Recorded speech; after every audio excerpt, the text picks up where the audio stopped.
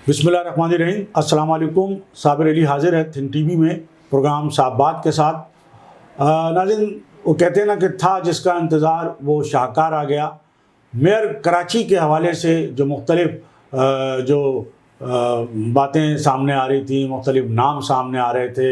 और बड़ा लोगों में एक तजस्सुस था कि पाकिस्तान पीपल्स पार्टी जो है वो मेयर के लिए किस उम्मीदवार का ऐलान करती है। तो आज बिलावल भुट्टो साहब ने बाकायदा एक ट्वीट के ज़रिए जो है वो मुर्तज़ा वहाब को आइंदा जो मेयर कराची का इलेक्शन होंगे उसके लिए पाकिस्तान पीपल्स पार्टी की जानिब से उम्मीदवार नामज़द करने का ऐलान कर दिया है। इस पे हम आज बात करेंगे, लेकिन और जो एक अहम मसला है कराची में वो है, आपको पता है कि ईद उल अज़हा जो है उसमें अभी गो के ज़्यादा दिन नहीं बाकी, लेकिन बहरहाल ईद उल अज़हा के हवाले से जो कुर्बानी के जानवर ख़रीदने के लिए जो मवेशी मंडी बनाई जाती है, तो वो इस दफ़ा जो इतनी दूर बनाई गई है, तो लोगों का पहले ही उस पर बड़े तहफ़्फ़ुज़ात थे और उस हवाले से मुख्तलिफ ज़ाहिर लोगों को शिकायत थी। लेकिन आज जो है वो बाकायदा इस हवाले से बानी व कायद MQM अल्ताफ़ हुसैन साहब भी बोल पड़े और अल्ताफ़ हुसैन साहब ने तो बाकायदा पीपल्स पार्टी पे जो इल्ज़ामात लगाएं, वो क्या इल्ज़ामात लगाए वो भी हम आपको बताते हैं। तो सबसे पहले तो हम बात कर लेते हैं मेयर कराची के हवाले से। मेयर कराची के हवाले से ये पीपल्स पार्टी की तरफ से गुज़िश्ता रोज़ ये ऐलान किया गया कि जो पाकिस्तान पीपल्स पार्टी सिंध के सदर हैं निसार खोड़ो साहब, वो बाकायदा आज एक प्रेस कॉन्फ्रेंस में मेयर के उम्मीदवार का ऐलान करेंगे, न सिर्फ कराची के बल्कि हैदराबाद और जितने भी पूरे सिंध के जो बल्दियाती जो नशिस्तें हैं, जहाँ जहाँ पीपल्स पार्टी कामयाब हुई है, वहाँ पे जो चेयरमैन या डिस्ट्रिक्ट चेयरमैन या जो भी है उनके उम्मीदवारों का ऐलान करेंगे। तो निसार खोड़ो साहब आज जो है बाकायदा ये प्रेस कॉन्फ्रेंस जब वो कर रहे थे, उनकी प्रेस कॉन्फ्रेंस टीवी चैनल्स पे लाइव चल रही थी। अभी वो उन्होंने, चूँकि निसार खोड़ो साहब ने बड़ा जो है वो उस पर तजस्सुस जो है, लोग ये चाहते थे कि कराची का ऐलान करें, उन्होंने ख़ुद बड़ा उस पर वो मुस्कुराए, उनका नहीं अभी ठहर जाए, मैं सिंध जो है वो कश्मीर से कराची तक है, तो मैं कश्मीर से ऐलान करना शुरू करूँगा। तो बड़ा लोगों को बहुत उन्होंने लोगों का जो सब्र था प्रेस के नुमाइंदों का वो आजमाया और कश्मीर से जो ऐलान करते करते उनको ज़ाहिर है कि बहुत देर लगी। कश्मीर से और फिर सिंध के सारे इलाके एक एक नुमाइंदे का उन्होंने ऐलान किया। तो अभी उनकी प्रेस कॉन्फ्रेंस जारी थी और वो अभी कराची में नहीं, कराची की तरफ नहीं आए थे, कराची नहीं पहुंचे थे, अभी उस अंदरूनी सिंध के जो है वो अपने उम्मीदवारों का ऐलान कर रहे थे कि इस दौरान जो पाकिस्तान पीपल्स पार्टी के चेयरमैन हैं बिलावल भुट्टो साहब, उन्होंने ट्वीट कर दिया और उन्होंने ट्वीट करके ये कह दिया कि जनाब कराची के आइंदा मेयर के लिए पाकिस्तान पीपल्स पार्टी के जो उम्मीदवार होंगे वो मुर्तज़ा वहाब होंगे। तो वो निसार खोड़ो साहब की सारी प्रेस कॉन्फ्रेंस जो वो किल हो गई एक तरह से, और ये ऐलान जो है जो लोग वहाँ जो मीडिया के नुमाइंदे जो है वो सुनने के लिए बैठे थे, रिपोर्ट करने के लिए बैठे थे, तो जैसे ही ये ट्वीट आया तो अभी ज़ाहिर है कि निसार खोड़ो साहब तो बड़ी तफसील से और बहुत देर तक जो है वो लाइव रहना चाहते थे, लेकिन बहरहाल ये ऐलान जो है उस प्रेस कॉन्फ्रेंस के दौरान हो गया। अब हम आपको बताते चलें कि जब हम पिछले प्रोग्रामों में ये बात करते चलें, हमने आपसे की है, बल्कि हमने यहाँ मुख्तलिफ औकात में जो है जो एक और जो मेयर कराची के उम्मीदवार थे नजमी आलम साहब, उनका हम जिक्र करते रहे और अक्सर अपने प्रोग्राम में उनका हम इंटरव्यू भी टेलीफोन पे जो नशर करते रहे। लेकिन पिछली दफ़ा हमने बताया था कि जब हलफ बर्दारी हो रही थी, UC चेयरमैन और वाइस चेयरमैन की जो हलफ बर्दारी हो रही थी, तो हमने आपको बताया था, बल्कि नजमी आलम साहब से उस वक़्त भी हमने बात की थी, तो उनका यही कहना था कि जी उनको अभी जो एक तरह से मशवरा किया गया पार्टी के रहनुमाओं की तरफ से, तो उनसे ये कहा गया है कि वो अभी हलफ ना उठाएं। तो उस वक़्त ये बात तय हो गई थी और हमने भी उस वक्त ये कहा था कि लगता है कि नजमी आलम साहब जो है वो मेयर कराची की दौड़ से बाहर हो गए और मुर्तज़ा वहाब एक और नाम भी हमने लिया था, डॉक्टर आसिम हुसैन, लेकिन ज़ाहिर है डॉक्टर आसिम हुसैन का नाम एक तो बहुत बड़ा नाम, फिर वो मुमकिन है कि उस पर पूरे नहीं उतरते, उनके लिए भी ज़ाहिर है कि इलेक्शन लड़ना पड़ता, तो ये बड़ा मुश्किल हो जाता कि एक वफाकी वज़ीर की सतह का जो शख्स है वो UC चेयरमैन का इलेक्शन जाके लड़ेगा ज़मनी इलेक्शन में। तो बहरहाल मुर्तज़ा वहाब जो थे वो बेहतरीन उम्मीदवार इस हवाले से पीपल्स पार्टी की नज़र में थे। और आपको याद होगा कि पिछले दिनों جب ایک پریس کانفرنس تھی، میڈیا کے نمائندے موجود تھے، تو وزیر اعلیٰ سندھ مراد علی شاہ سے جب یہ سوال کیا گیا تو انہوں نے کہا کہ جو آئندہ میئر کا جو ہمارا امیدوار ہے وہ یہاں موجود ہے، اس کمرے میں وہ بیٹھا ہے۔ تو ظاہر ہے کہ وہاں صرف مرتضیٰ وہاب صاحب موجود تھے، تو لوگوں نے کہا وہ تو مرتضیٰ وہاب ہے۔ تو یہ خبر چلی کہ جی مرتضیٰ وہاب ہی جو ہے وہ میئر کراچی کے امیدوار ہوں گے، اور وزیر اعلیٰ نے بھی کہہ دیا ہے کیونکہ وہاں کوئی اور تھا نہیں۔ تو جس پر باقاعدہ پاکستان پیپلز پارٹی نے تردید کی اور یہ کہا کہ نہیں، وہ جو وزیر اعلیٰ سندھ نے جو بات کہی تھی وہ تو مذاق میں کہی تھی اور ایسی کوئی بات نہیں ہے۔ لیکن یہ عام تاثر تھا کہ جو مرتضیٰ وہاب ہیں وہ وزیر اعلیٰ سندھ مراد علی شاہ کے بھی پسندیدہ ہیں، اور ظاہر ہے کہ بلاول بھٹو صاحب اور آصف زرداری صاحب کے بھی وہ قریب ہیں، اور یہی وجہ تھی کہ بغیر الیکشن کے جب سیاسی ایڈمنسٹریٹر لگانے کی بات آئی تو مرتضیٰ وہاب کو ہی سیاسی ایڈمنسٹریٹر لگایا گیا تھا۔ یہ بات ضرور ہے کہ مرتضیٰ وہاب کم از کم پیپلز پارٹی کے ان رہنماؤں میں شامل نہیں ہیں کہ جن کا جو ماضی یا جن کی جو سیاسی ساکھ ہے وہ کوئی بہتر نہ ہو، کوئی کرپشن کا الزام ہو یا فلاں کوئی الزام ہو۔ حالانکہ نجمی عالم صاحب بھی اس معاملے میں بڑے ایک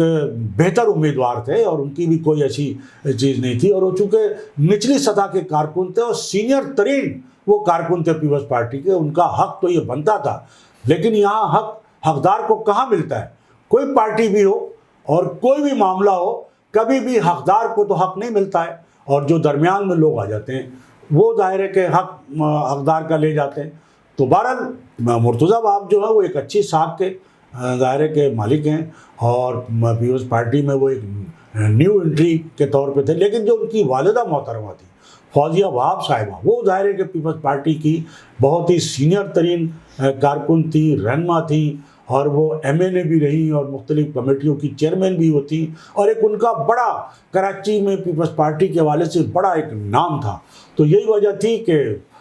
فوزیہ وہاب کی جو خدمات تھیں پاکستان پیپلز پارٹی کے لیے اور کراچی کے حوالے سے، تو یہی وجہ تھی کہ مرتضیٰ وہاب کو ایڈمنسٹریٹر کراچی بھی بنایا گیا، اور اب چونکہ انہوں نے ایک سال تقریباً رہے وہ، تو ان کو ایک اچھا تجربہ بھی ہو گیا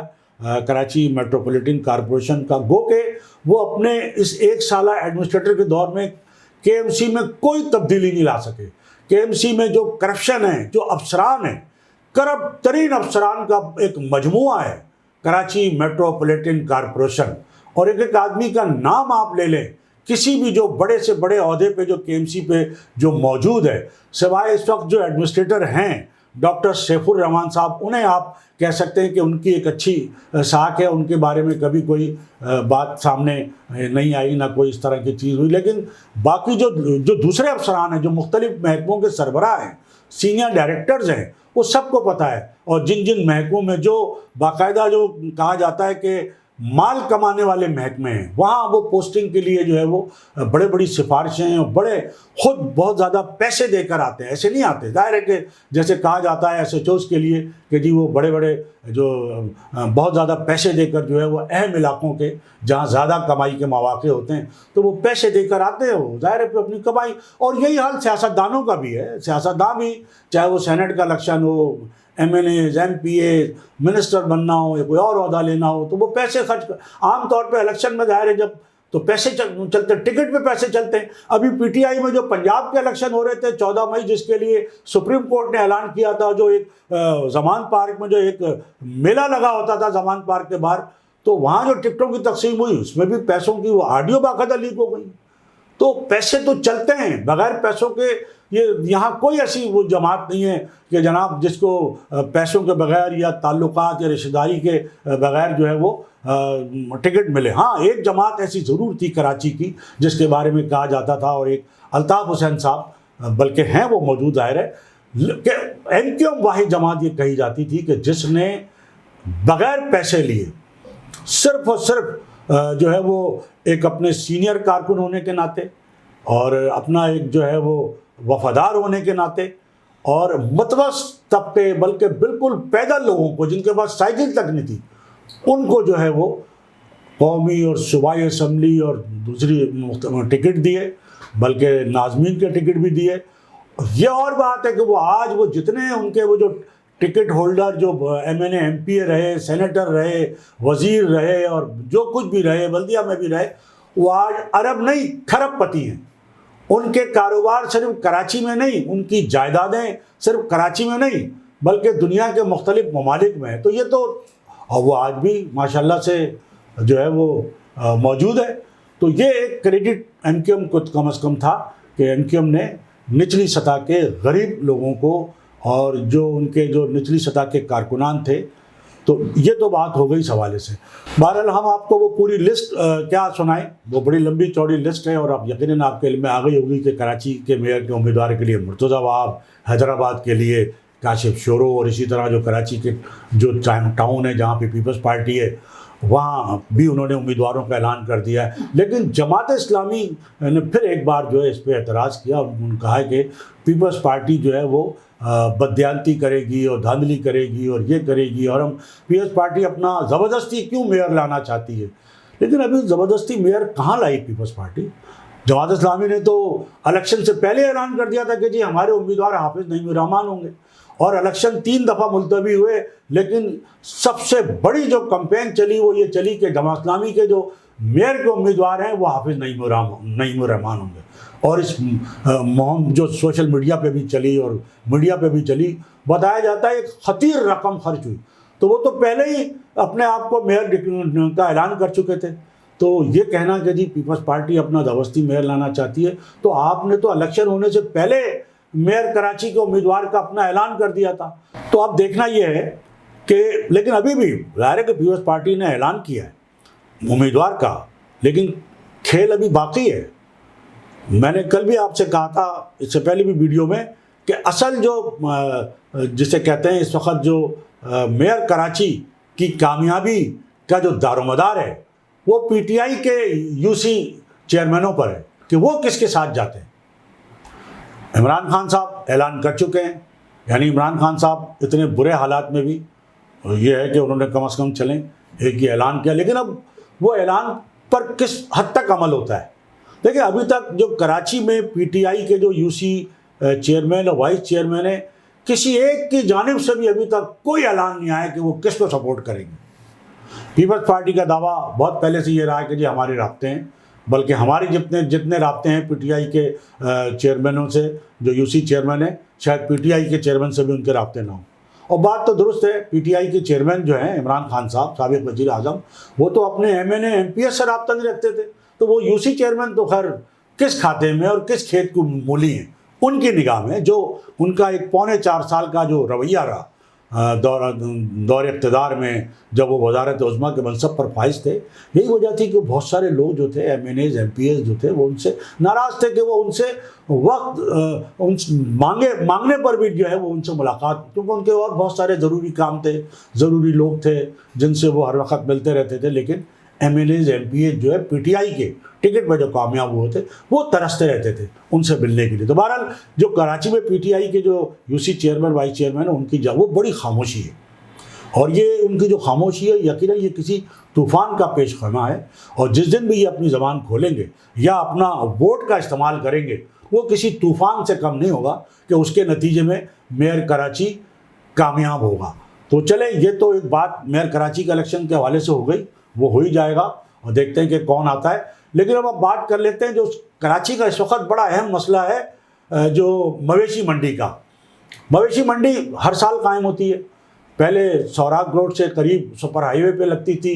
تو وہ لوگ بڑی آسانی سے گو کہ وہاں بھی وارداتیں یہ وہ سب چیزیں چلتا رہتا تھا. کیونکہ آپ کو پتہ ہے سوراخ روڈ شروع ہوتے ہی وہاں جو لوگ رہتے ہیں اور وہاں جن لوگوں کا قبضہ ہے، یہ اس سے کون واقف نہیں ہے کہ وہ باقاعدہ یعنی سوراخ روڈ سے یا جیسے ہی آپ آگے بڑھیں گے یا دائیں یا بائیں اندر جائیں تو جا کے تو بتائیں وہاں پر. وہ تو نو گو ایریاز ہیں، آج سے تھوڑی ہیں. وہ تو ایک زمانہ ہو گیا کہ وہ نو گو ایریاز ہیں، وہاں تو پولیس نہیں جا پاتی ہے. افغان بستی وہاں قریب ہے، تو لوگ لٹتے تو عام رہتے ہی تھے. لیکن اب یہ جو مویشی منڈی نئی جو بنائی گئی ہے وہ اتنی دور بنائی گئی ہے، بتایا جاتا ہے کہ بہت